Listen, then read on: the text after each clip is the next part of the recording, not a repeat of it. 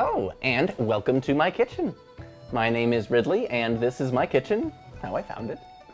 We are on our third stop in Japan today, and I'm a little excited for this one because it's got a lot of things in it that I have never used before. I had to do quite a bit of figuring out where to find them from, but it seems like a pretty simple recipe. I don't want to say simple as in like it's just not a whole lot of steps, but I think it's going to have some great flavor to it. There's going to be some slow braising here. So what we're making today is Rafute, and I may have really butchered that, but I'm trying my best here.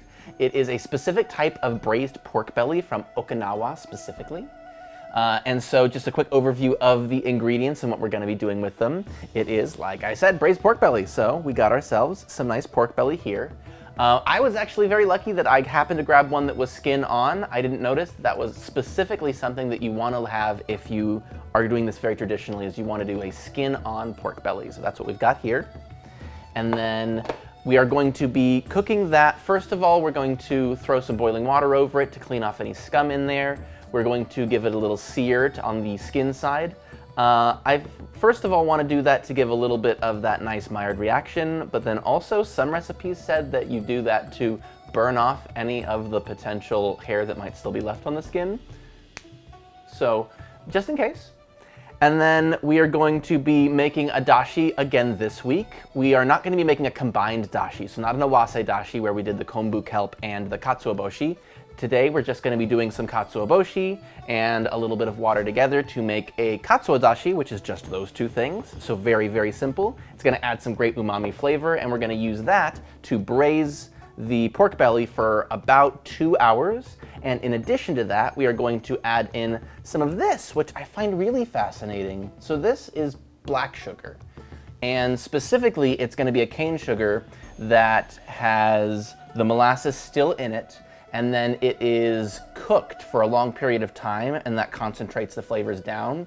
In this case, it's Taiwanese black sugar, which is the closest I was able to find at my local markets. There is Okinawan specific black sugar, which would be the prime choice if you wanted to make this super, super traditional. But I've been told that this is very, very close approximation. It's gonna have some rich caramel flavors to it.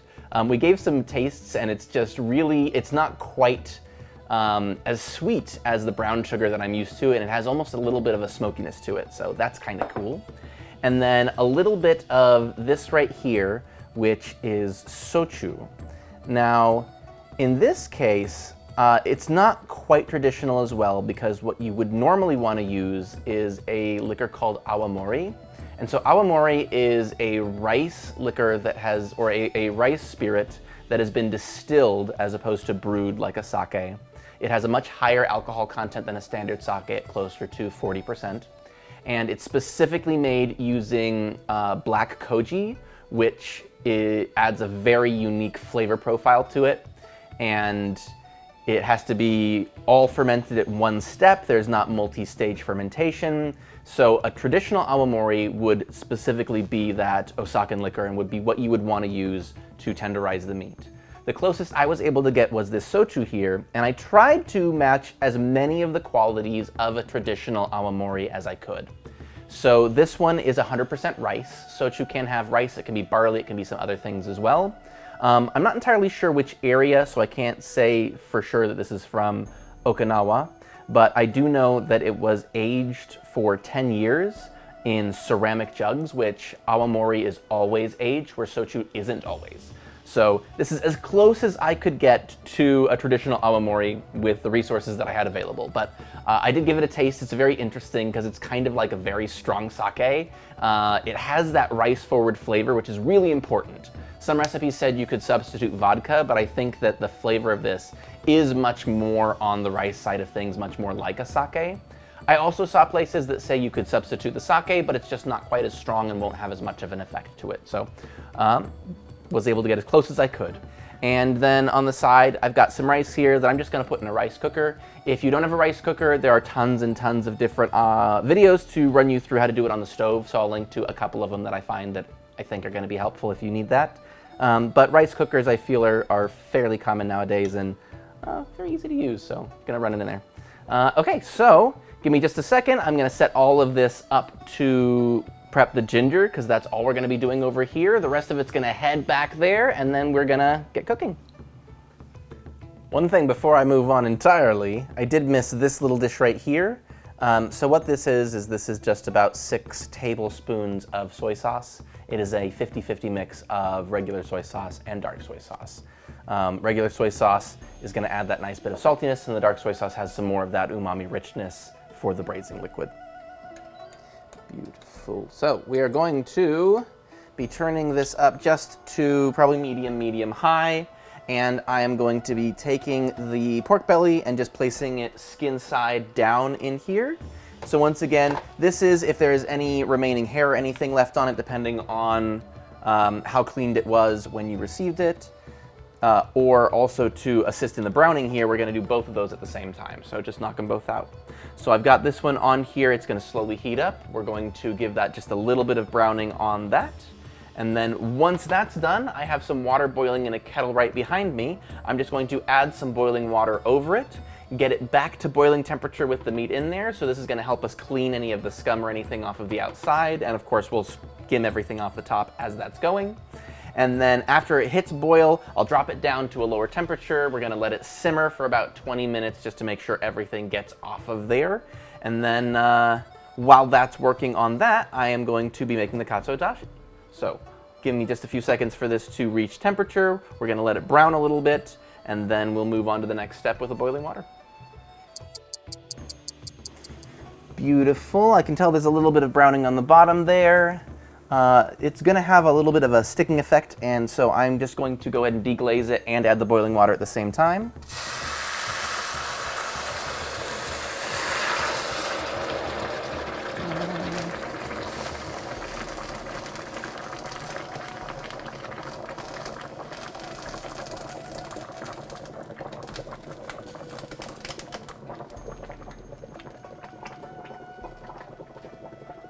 Got to a boil faster than I thought. Did a good job there. Cool. All right, so, and this is kind of mixing a few different techniques together. This is 100% not something that I think you would ever find a sane person doing. But I saw some areas where they didn't even do the browning to the bottom of the skin there. I've seen some recipes where they don't even necessarily do this step of removing the scum, but I've always done this on, honestly, I've never done a side-by-side comparison to see what would happen if you didn't take the step of boiling it off and removing it. But at the same time, with the effort that goes into one of these long simmered dishes, I've always tried to do everything I can, I guess, to make it as clear and as scum-free as possible, regardless of how that would actually affect the finished dish. But yeah, so scum-wise, this is just the stuff that floats to the surface while it's cooking along the way here. I think that this is mostly to make sure that you get a really clear finished broth, but I should do more research on that. All right, so we're just gonna let this go for a few more minutes, collect any of the scum that comes off of it. We don't wanna cook it all the way through at this point because we want that to be the braising liquid. But while this is going, I am going to do the katsuobushi, or the katsuo dashi, right over here. So we are going to be taking the 4 cups of water that we have right here, getting this up to a boil. So I'm going to put this on highest temperature that I've got. And then once this is boiling, we're just going to add the bonito flakes, which is the katsuobushi right here. We're going to let that simmer for only a few seconds. I've seen anywhere from 15 seconds up to a minute, so I'm going to go probably somewhere in the 20 to 30 second mark. And then we're going to pull it off the heat and reduce it to a simmer. I guess you can leave it at a very low heat, but I'm just going to pull it off entirely. I don't know exactly how long I'm going to be letting this one go for, so I don't want to keep it on the heat and keep it brewing for too long. But I would estimate it around 15 minutes is probably good to get a decent flavor there, or if you want to keep the temperature higher for the boil at about 30 seconds to a minute, that would also increase the strength. It's just to your preference. Whew. We've got a rolling boil on this one here, so I'm just going to add the bonito flakes real quick. We're going to just give it a couple of seconds.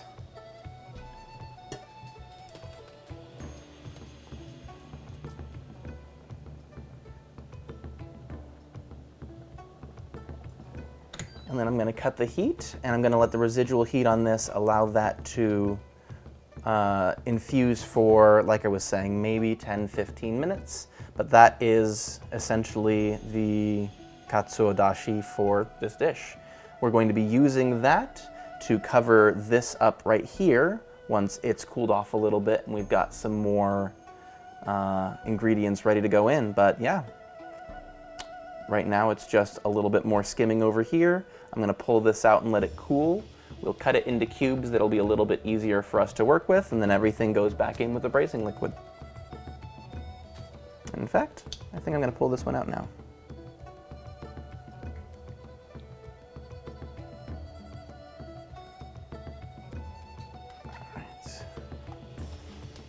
Okay, and we did get a little bit of browning to the skin. Some of it did not quite come up off of the bottom, but that's absolutely fine. I'll just be able to clean that off real quick. But I think that we definitely got rid of any hair if there was any on there, and if not, there's a little bit of that Maillard reaction to give some extra flavor in the braising liquid moving forward. So I think it's still a win-win. All right, it has cooled enough for me to handle it a little bit right now. So we're just gonna be slicing this up into some smaller cubes, which will make it easier for all the braising liquid to get in there. And in the meantime, I've just moved our katsuo dashi to the back here so it can continue to infuse. Now, there were a few different versions that I saw as far as how to get the cubes made, and I think the one that I liked the most is I'm going to cut it in half here. And then I'm gonna cut each of these in half, and then I can cut each of those in half, and then look at it from there to determine if I wanna get any more granular, because this way all of the different areas of it are at least going to be relatively similar in size. So that's why I think that that's a good choice as far as if you have no idea what you're doing.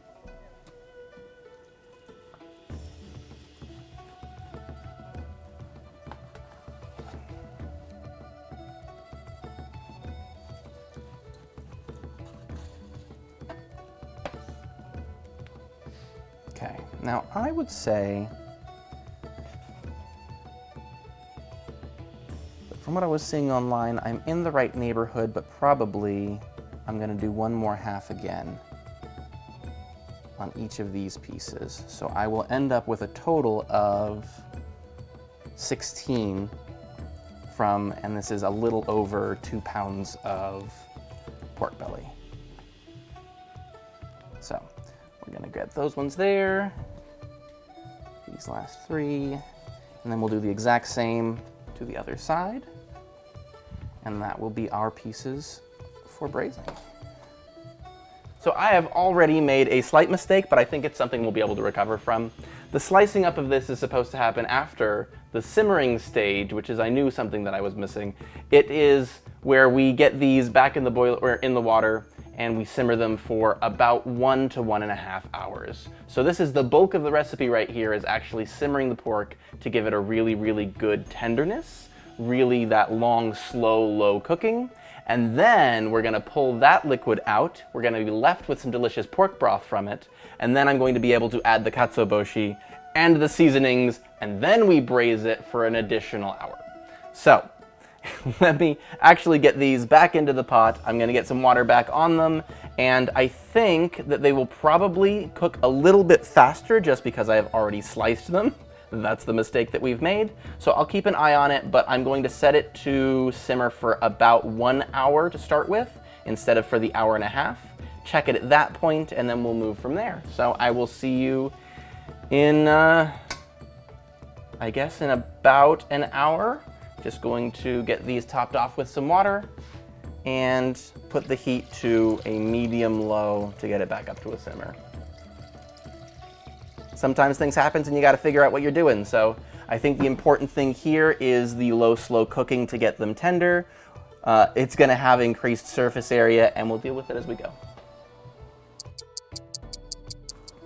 All right, so we have let this braise or cook for about an hour now. And so I am just going to drain out the liquid from it. So right here we have drained the broth that was in the pork, and you've just got the pork belly in a pot now. So we are now going to take the katsuo dashi that we had earlier. I'm gonna strain this directly over the pork. This is gonna be the main broth that we use to cook the pork belly in, and is just about enough to cover it completely, so that's almost perfect. That's great. So we're gonna do that right there. I've already got the temperature on this set to medium. Now we don't wanna bring this to a boil, but we do wanna bring it to a simmer. So while that's heating up, I'm also going to add the 1 cup of the sochu. And I'm going to add about half of our soy sauce mix. And so we're going to get this mixed up together, bring it up to a simmer, and then we're gonna let this simmer for, once again, about an hour. So this is, like I was saying, a fairly low effort recipe because we're just going to be doing a couple of steps, putting it to cook, and then letting it sit for a while, doing a couple cook steps, setting it on the stove, cooking for a while. So we're gonna set this for about another hour. I'm gonna let it come to a simmer, and then we're gonna keep it at a very low temperature, as low as you can keep it to maintain a simmer for about an hour. Then we'll come back to it. We're gonna add a little bit more of the soy sauce in stages, and really we're almost done. So I've got our rice in the rice cooker going right now. That'll be done in about 30 minutes, and then we'll come back in about an hour to check on this one. So we'll see you then. All right, so this has been going for about another hour. I just added a little bit of extra water to it in order to make sure that we've continued to cover the pork belly, because we want to make sure that that is completely underwater, or I guess under liquid, for the duration of our cooking. So then I've got about 3 tablespoons of liquid left, or at least theoretically if I did half earlier. So I'm gonna add about 2 tablespoons more, leave just a little bit for later, but this is going to add a little bit more intensity, a little bit more flavor. We're going to keep this going for another about 20 minutes, and then we'll be back to add the very last of the soy sauce, and at that point we will be just about done. Okay, so we've had this braising for just a little bit. I'm gonna add the very last bit of our soy sauce to it, give it a little quick mix, and then we're just gonna give this 30 minutes more.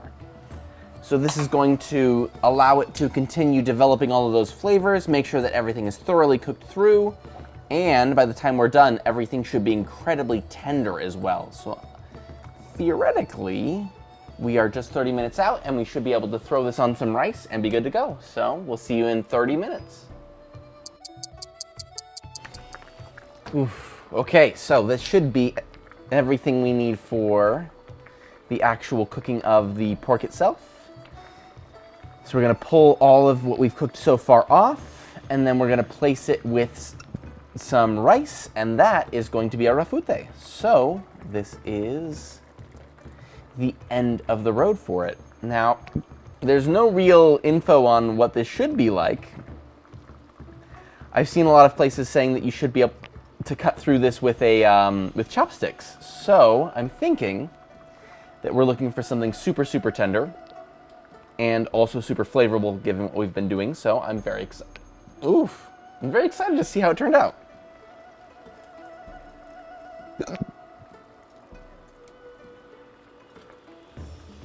I will say that some of this is probably not expecting it to be quite at this stage when we're pulling it out. The ingredients are starting to fall apart on me, which to me tells me that they're plenty tender. So I'm thinking that we're going in the right direction, but we're gonna find out.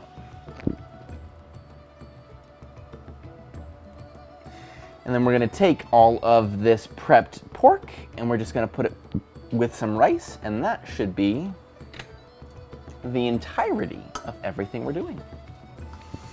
All right, so we've got a little bit of the rice here. I am going to take some of our braised pork belly, put that directly on top, and theoretically, that should be everything we need for the dish itself. So this is some rafute over some jasmine rice.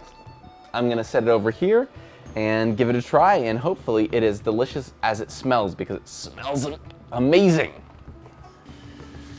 All right, so we've got everything prepped here. I've got Bruce joining me so we can give it a taste, so hopefully everything is super delicious. Rice-wise, it's just jasmine rice, and then we've added on our Rafute. Yeah, it seems like a lot, but it looks delicious, but the chunks look very chunky. I am so for it, Vo. Let's do it.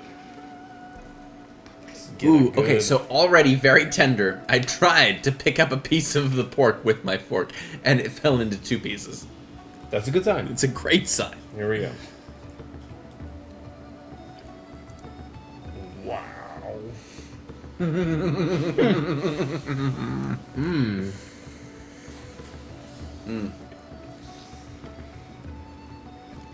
First of all, Wow. super tender. Wow. And it's just falling apart. Wow. What he said. Because the more you go into it, the more flavor you're getting from The pork. the pork side. Like, the rice is there, and it needs to be there. Like, it needs to be offset a little bit by something, let's call mundane. But, It's so good. it's so good. It's so good. That one bite. It's just with falling apart in everything. your mouth. Yeah. It literally kind of melts through everything, but slowly, in the way where, like, all the flavor kind of diffuses on the tongue. So, yeah, just give it a nice bed of rice, and then just full on pork. Now, Shit. something you can do with this is that with the braising liquid, you can use that to make some soft-boiled eggs or some medium-boiled eggs, which I've been told is really great. This is just really good. Yeah. No notes. There's nothing else on here. It's rice and the pork, and that's it. And that's all you need. I mean, I've had a meal that I didn't realize before, but is strikingly similar to this. I mean, I don't know how it was prepared, but it looked very similar, only with smaller pork cubes. And it was really good. It was really good. But it's just okay comparatively. This is phenomenal. Oh my goodness. Okay, so I'm very interested, because this next piece right here is pretty fatty, and usually I'm not a big fan of... I am, though, and it's so good. Because the fat part just kind of also melts away and diffuses into all the things. And it's just so good. It just holds the flavor on the way. Yeah. It's so good. It's a delivery mechanism for greatness. Oh my goodness. Alright, so... this does not have necessarily a lot of prep work involved, but the end result is so good. Please try this at some point, because it is so good. Pork, rice, You can add some garlic and green onions with this, I think would work well, but aside from that, all of the flavor that I need is right here. right here. The pork is where it's at. You prepare that right, and it'll pretty much go with anything.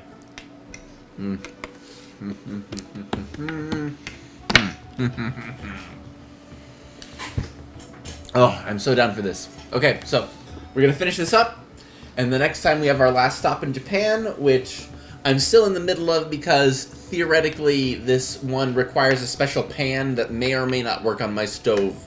So I may have to adjust what we're doing next week. But next week is going to be our last stop in Japan, and then from there we're moving on to Spain. That sounds great. Mm-hmm. Well, we'll see you there Absolutely. See you there. next time.